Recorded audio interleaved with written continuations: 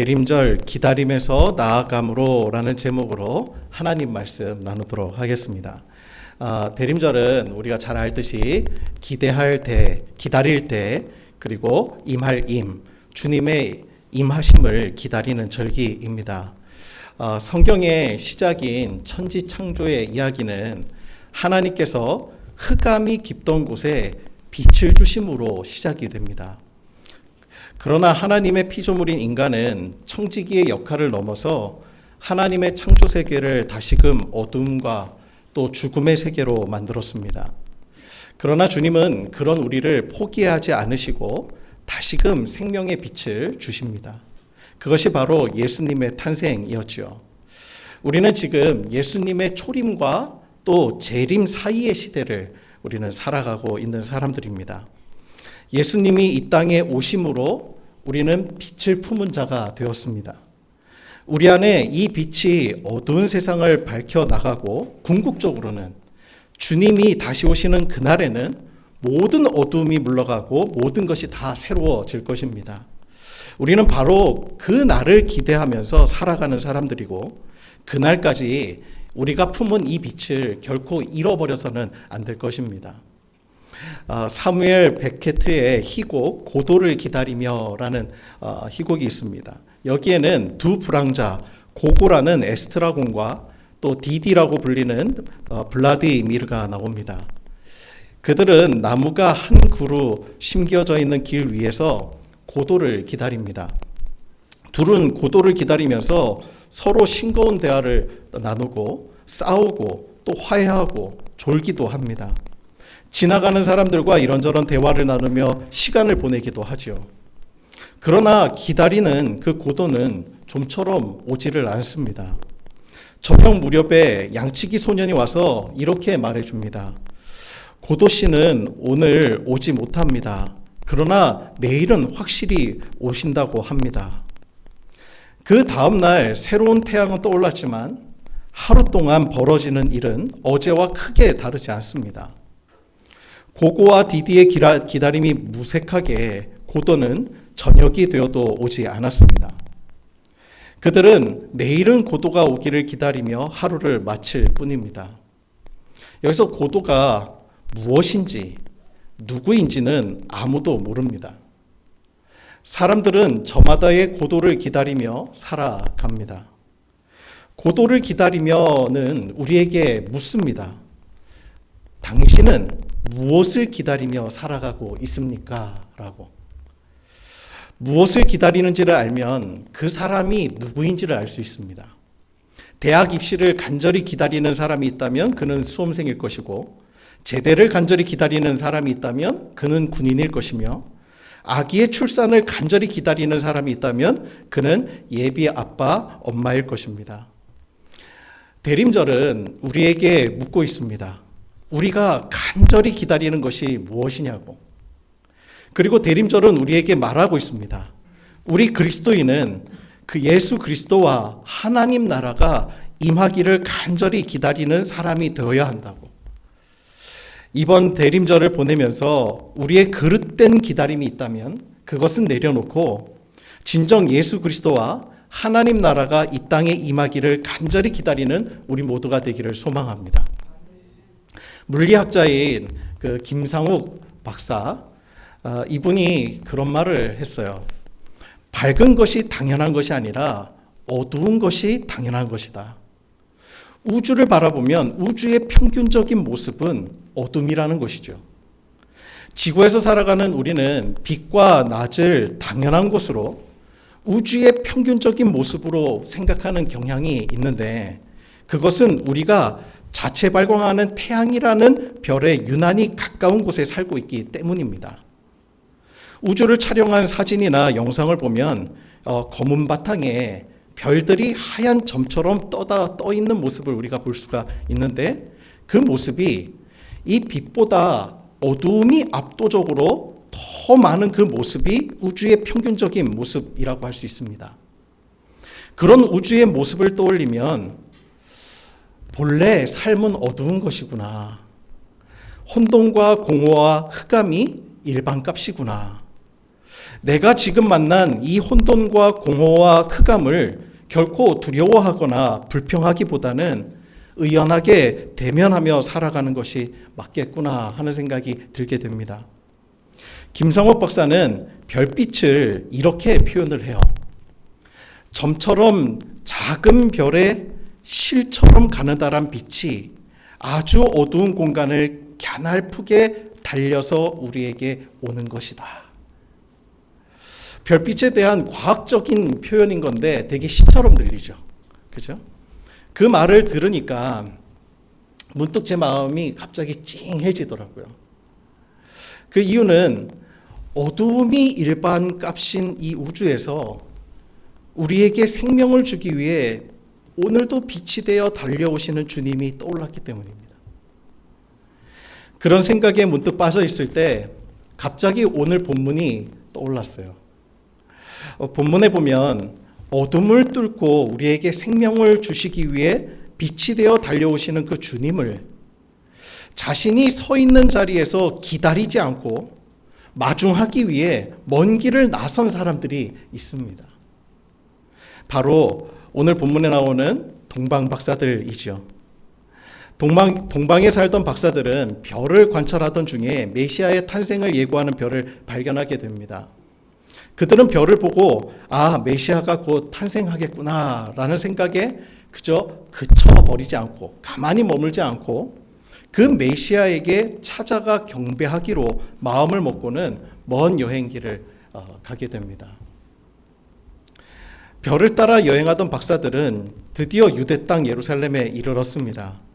그들은 그곳 사람들에게 메시아가 탄생할 마을이 어디인지를 물었고, 그리고 미가 예언자가 베들레헴에서 메시아가 탄생할 것이라 예언했다는 것을 알고는 바로 그곳을 찾아갑니다. 박사들이 베들레헴에 이르자 그들이 전에 보았던 그 메시아의 탄생을 알리는 별이 한 집에 멈추어 섰습니다. 박사들은 바로 그 집으로 들어갑니다. 과연 그곳에는 이 아기와 그의 어머니가 함께 있었습니다. 그들은 아기 예수께 엎드려서 경배하였습니다. 그리고는 아기 예수께 황금과 유향과 모략을 예물로 드립니다. 신학자이자 종교개혁자인 칼뱅에 의하면 황금은 예수님이 참된 왕으로 태어나셨음을 드러내는 예물이고, 유향은 예수님께서 제사장이 제사 때 사용했던 유향처럼 하나님과 사람 사이를 이어주는 분으로 사실 것을 드러내는 예물이고, 또 모략은 왕의 장례에 쓰이는 모략으로 예수님이 결국에는 하나님께서 맡기신 모든 일을 다 하시고 왕으로 돌아가실 것을 드러내는 예물이었다고 말합니다. 동방박사들은 단순한 경배자가 아니라 메시아의 삶을 예언한 예언자이들이기도 했습니다. 성경은 동방박사들이 몇 명이었다고 말하지 않지만 사람들은 예물이 3개였기 때문에 3명으로 보고 있습니다. 그러나 전승에 따르면 그들의 각각의 이름은 가르파르, 멜키오르, 발타사르라고 나옵니다. 그런데 러시아 정교회의 이 전승을 따르면 한 명이 더 추가가 됩니다. 한 명이 더 있다는 거예요, 동방박사가. 그 4번째 동방박사에 대한 이야기는 여러 버전이 있는데요. 예전에 제가 한번 소개해드린 적이 있습니다. 그 소개해드렸던 폴란드 태생의 작가 에드자르트 샤퍼가 쓴 4번째 동방박사 알타반 이야기를 다시 한번 들려드리고자 합니다. 동방의 작은 영지의 영주였던 알타반은 메시아 탄생을 알리는 별을 발견하고는 그도 메시아를 경배하기 위해 아마포와 고급 모피와 사금 가루를 예물로 챙겨서 길을 떠나게 됩니다. 그런데 도중에 마국간에서 출산하는 여인을 만나게 되었는데 그 아기와 여인을 모른 채 할 수 없어서 사금 가루를 조금 덜어 주었고 아마포도 조금 잘라 주게 됩니다. 또 어느 날에는 감독관이 채찍으로 노예를 죽일 듯 때리는 것을 보고는 많은 사금을 주고 그 노예를 자유인으로 만들어 주었습니다. 또 어느 날은 몇 명의 나병 환자들을 만났는데 그들의 골마 터진 환부를 보고는 마음이 너무 아파 자신이 가진 아마포를 내어 주었습니다. 또 어느 날에는 강도에게 죽도록 맞고 옷도 모두 빼앗긴 사람을 만났는데 알타바는 그를 치료해주고 그에게 아마포와 가죽 모피를 내어 주었습니다. 그렇게 1년이 지나자 그는 메시아를 만나면 드리려고 했던 예물을 모두 다 써버리고 빈털터리가 되고 맙니다. 거짓 신세가 된 알타바는 길을 또 가다가 노예로 팔려가는 과부의 그 아들을 대신해서 자신이 노예가 되어서 30년 동안 갤리선 바닥에서 노를 젓다가 풀려나게 됩니다. 주님을 만나기 위해 길을 떠났는데 30여 년이 훌쩍 지나버린 것입니다. 노인이 된 알타바는 예루살렘에 도착해 골고다 언덕의 십자가에서 죽어가는 메시아를 발견하게 됩니다. 메시아에게 드릴 것이 하나도 남지 않았던 알타바는 자신의 몸을 십자가 아래 누이며 메시아에게 이렇게 청하고는 숨을 거두게 됩니다. 주여, 나의 마음을 받아주십시오. 시인 황지우는 너를 기다리는 동안이라는 시에서 이렇게 말했습니다. 내가 오기로 한 그 자리에 내가 미리 가 너를 기다리는 동안 다가오는 모든 발자국은 내 가슴에 쿵쿵거린다. 문을 열고 들어오는 모든 사람이 너였다가 너일 것이었다가 다시 문이 닫힌다. 사랑하는 이여, 오지 않는 너를 기다리며 마침내 나는 너에게로 간다. 누군가를 진심으로 기다리면 언젠가 우리는 그에게로 가게 되어 있습니다. 빛을 간절히 기다리면 우리는 그 빛을 향해 나아가게 되어 있고 또 그 빛을 향해 나아가다 보면 우리는 그 빛을 마음에 담게 되고 또 빛을 마음에 담으면 결국 우리는 그 빛을 닮아가 내가 빛이 되어 결국 빛을 만나게 되는 것입니다. 네 번째 동방박사 알타반의 이야기는 바로 그 이야기였습니다. 빛을 기다리며 살다가 빛을 향해 나아가게 되고 빛을 향해 나아가다가 빛이 된 사람의 그 이야기, 우리의 이야기가 되어야 할 그 이야기입니다. 대림절은 단순히 빛으로 오시는 주님을 기다리는 절기가 아닙니다. 빛으로 오시는 주님을 기다리다가 우리가 우리 자신이 빛이 되어 가야 하는 절기입니다. 그러면 우리에게 이런 질문이 있습니다. 그럼 어떤 삶이 빛으로 살아가는 삶입니까? 누가복음 3장 10절에서 14절에 보면 메시아가 오실 것을 예언한 세례 요한에게 사람들은 묻습니다. 그러면 우리는 도대체 무엇을 하고 있어야 합니까? 무엇을 해야 됩니까? 그때 세례 요한이 이렇게 대답합니다. 제가 그 누가복음 3장 10절에서 14절을 새 번역본으로 읽어드리겠습니다. 잘 들어보세요. 무리가 요한에게 물었다. 그러면 우리는 무엇을 해야 합니까? 요한이 그들에게 대답하였다. 속옷 2벌 가진 사람은 없는 사람에게 나누어 주고 먹을 것을 가진 사람도 그렇게 하여라. 세리들도 세례를 받으러 와서 그에게 물었다. 선생님, 우리는 무엇을 해야 하겠습니까? 요한은 그들에게 대답하였다. 너희에게 정해준 것보다 더 받지 말아라. 또 군인들도 그에게 물었다. 그러면 우리들은 무엇을 해야 하겠습니까? 요한이 그들에게 대답하였다. 아무에게도 협박하여 억지로 빼앗거나 거짓 고소를 하거나 하여 빼앗거나 속여서 빼앗지 말고 너희의 봉급으로 만족하게 여겨라. 요한은 우리가 무엇을 해야 합니까? 라고 묻는 세리들에게 너희에게 정해준 것보다 더 받지 말아라 라고 대답합니다. 아주 간결합니다. 다른 이들에게 세금을 과도하게 부과함으로 자기 이득을 취하고자 하는 마음을 경계하라는 것입니다. 군인들의 질문에는 아무에게도 협박하여 억지로 빼앗거나 거짓 고소를 하여 빼앗거나 속여서 빼앗지도 말고 너희의 봉급으로 만족하게 여겨라라고 대답합니다. 협박으로든 거짓으로든 그리고 고소를 통해서건 속임수를 통해서건 일체의 뺏는 행위를 하지 말라는 것입니다. 완장질 하지 말라는 겁니다. 노자는 족함을 알면 욕되지 않고 그침을 알면 위태롭지 않으니 오래가게 된다라고 가르쳤습니다.